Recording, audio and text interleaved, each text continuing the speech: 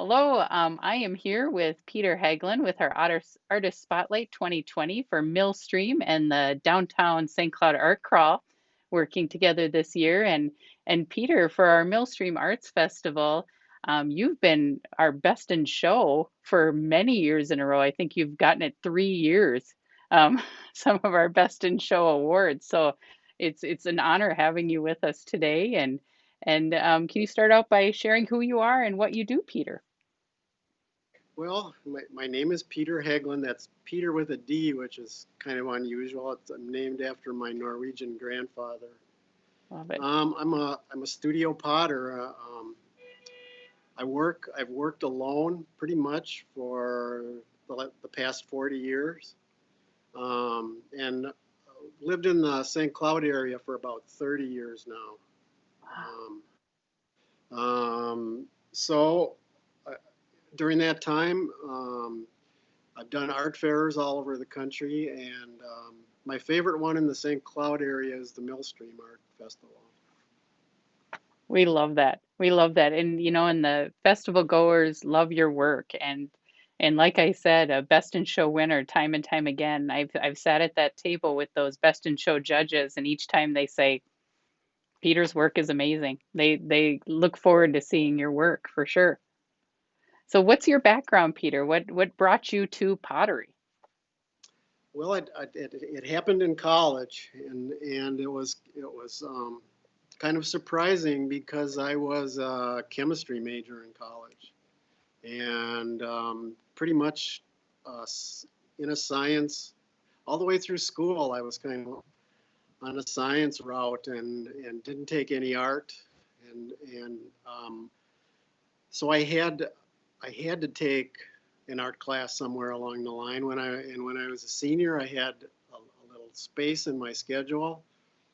It turned out that my roommate in college was an art major, and I'd always sort of watched what he was doing and been interested in it. Well, and so anyway, so I took this pottery class, and it was like an entire new world opening up for me. And then over a course of several years, I just went and became a potter.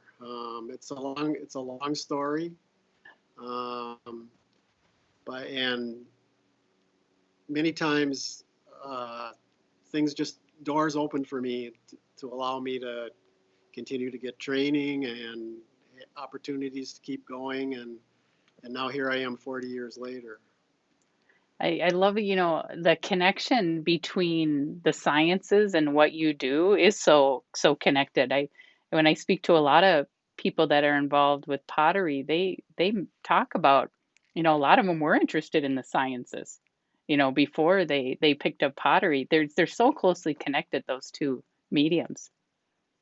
There is a lot of science and technique involved with pottery, and having some knowledge of that really helps because there's a lot of hurdles that you have to technical hurdles that you have to confront when you're making pottery.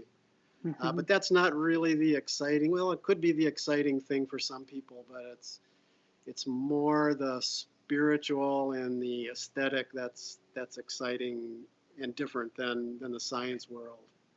Hmm. And so I've met a few potters and there's a lot in our community. What is it about your work that one thing you really want people to know about your work that sets it aside or a little bit different that when those best in show judges come back, they say this is the thing. This is what makes Peter a best in show winner.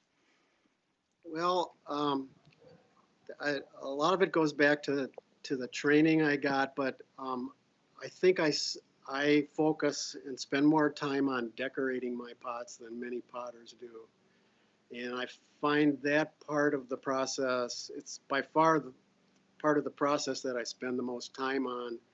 And I find it's very challenging to try and enhance the form of a three-dimensional object and do it in a coherent uh, and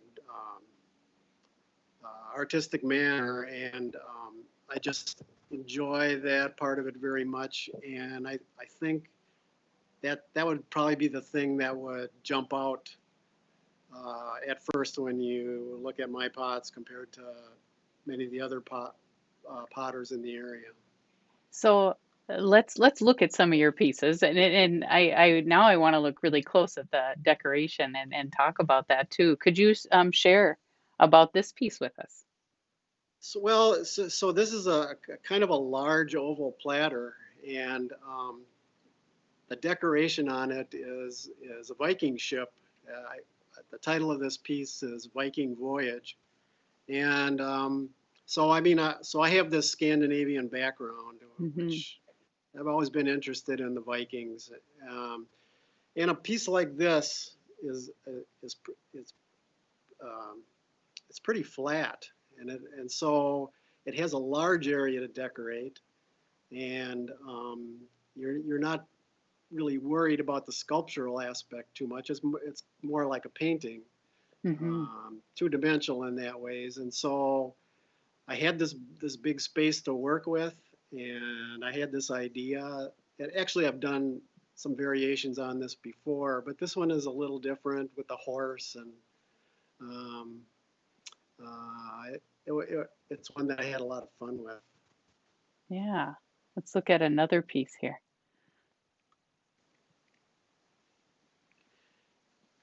So this is a jar, a storage jar.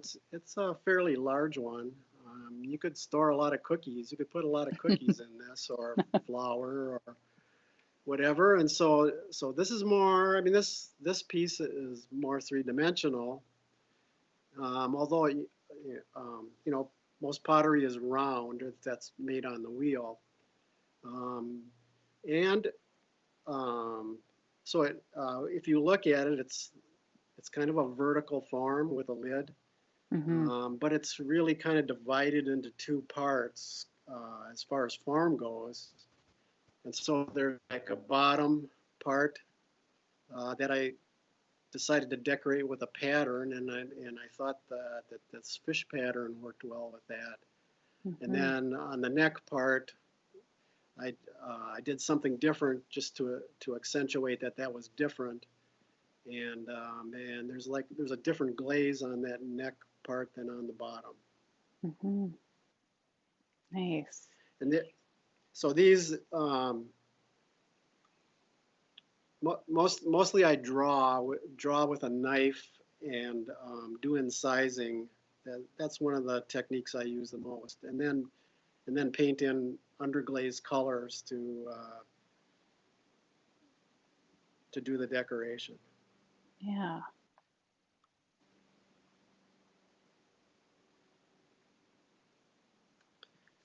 So this is a hand built slab built piece, mostly with a thrown top on it. It's a jar again, but I like to make these pieces also, so then you can make something that's not round, and something that's a little more sculptural.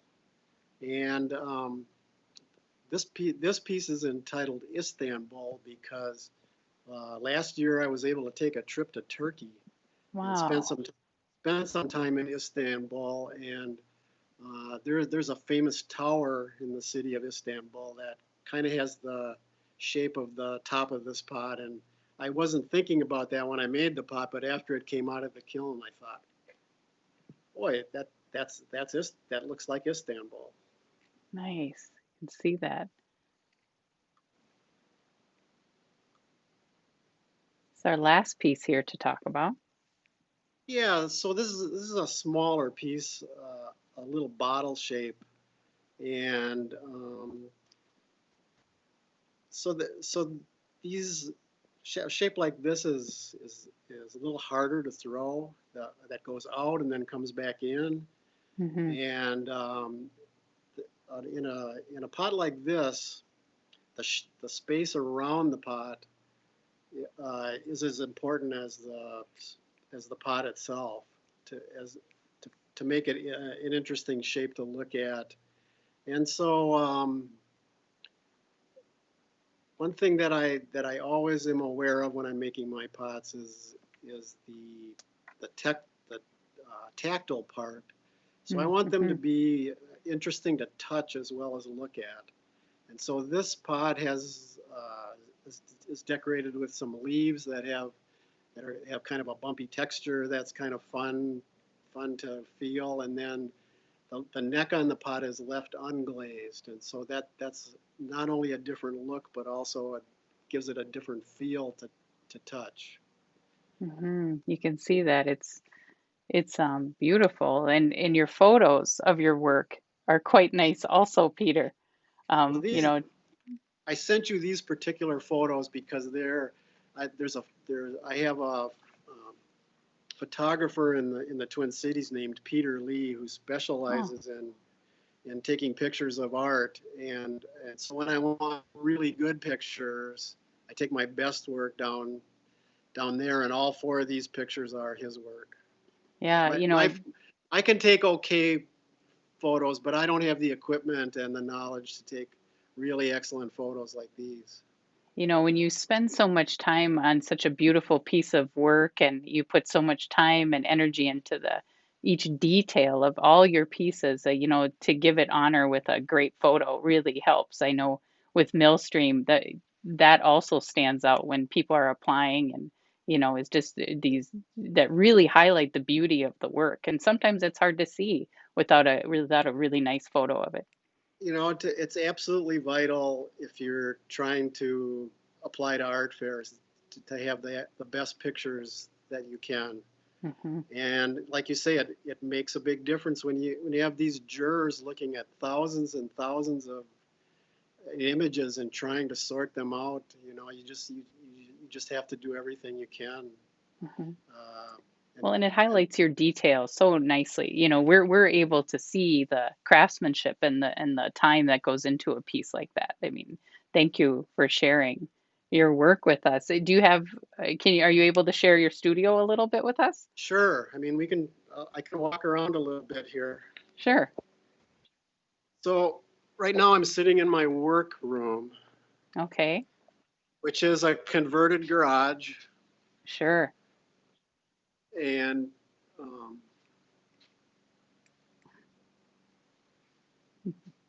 so Mm-hmm. here's one of Nice. my, I don't know, this is my kick wheel. Can you see that? No. Mm-mm. Oh, I'm sorry, I need to change you're not be able to see anything. There we go. So I got there it. we go. So there's my kick wheel that I make small pots on. Okay. And this is my studio. I've got a big screen door that I can open in the Nice. summer. And over here is my electric wheel that I use for bigger pots and um, many other things. Uh-huh. And then I'll take you into my showroom area. Oh, wow. So when we originally bought this place, this was the only we bought. One reason we bought this place we live in is because it had this garage with a small insulated area, and that was this area. So Mm-hmm. I worked in this area for 14 years, and then Wow. eventually we were able to remodel the building so that I could turn this into a showroom. So people can And then come to your place and purchase work there. yes, they can. Ah, I didn't know that.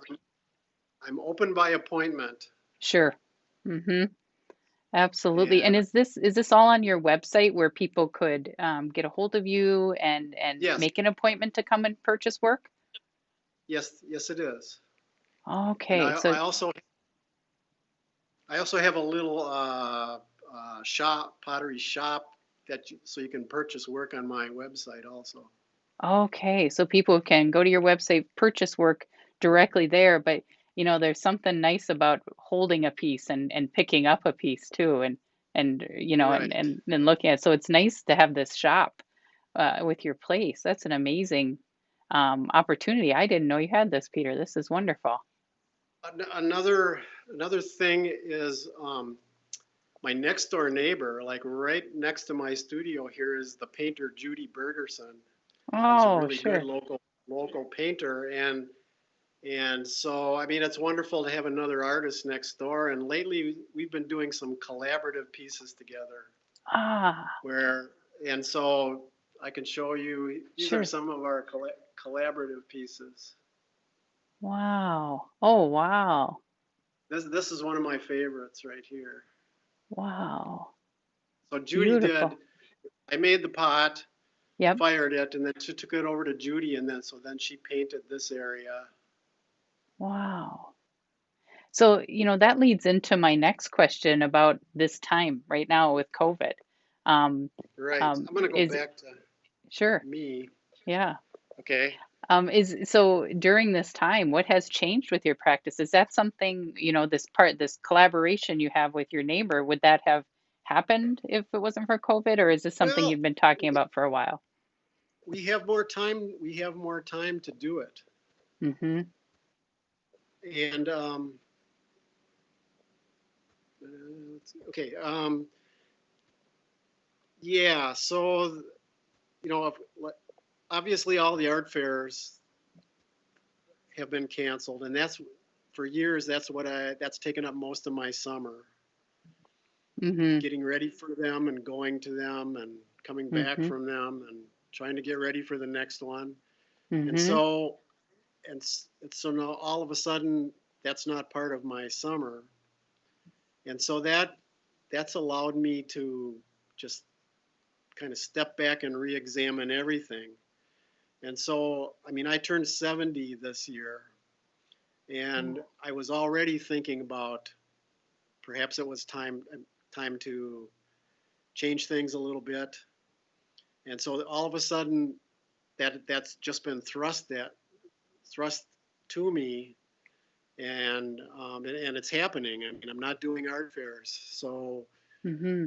um, I'm still trying. I mean, I think I'll still do a few in the future, but I'm definitely gonna cut back because I found that it's time for me to do that, and then it's just opened up more time to enjoy the summer for one thing, Mm-hmm. but also just think a little bit more about what work I really want to do, and then work on it. And part of it is this collaboration with Judy. Nice. So, um, as you move forward, I hope Millstream is still on your list of art fairs to Well, do. well, it is, Good. and for one thing, it's only 25 miles away, which means I don't have to drive 8 hours to an art fair, or, you know. Right. Right. Exactly. So you talked a little bit about future projects. Is there a dream project on the horizon that you'd like to share with us? There, not really, but I mean, my dream is to just be able to keep making pots because Mm-hmm. I just enjoy it so much, and it's so rewarding. Mm-hmm. Um, and it's, I don't have some big dream project that at least at the moment that I'm talking to you. Mm-hmm. There's a lot of small things, um, more hand built pots. Um, they're very time consuming, and so it was hard to do them under the pressure of doing art fairs. Mm-hmm. And so now I have a little more time, but they take a little more thought beforehand, and just the whole process is just time consuming, but they're really interesting to Mm-hmm. work on. Great. Well, people can again find your work at your website, peterhegland.com. They can set up an appointment to see the work and purchase from a store. They can also shop online, and it's some great ways for people to still connect with you and find your work. So is there anything else you want to share with us before we hang up today?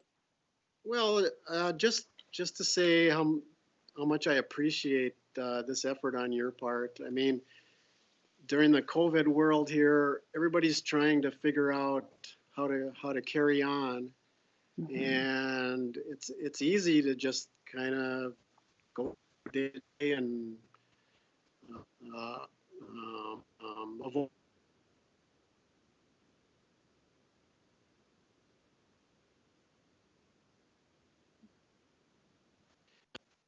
the art. And this is the way that you've decided to do it this year, and so I salute you. Thank you. Thank you very much, Peter. Well, thank you for being a part of it. And, you're an important part of our festival. So I'm so glad we can honor your work in this way. Okay, good luck with everything. Thank you. You also. Thank you for your time today. Yep, thank you for yours. Okay, bye bye. Bye.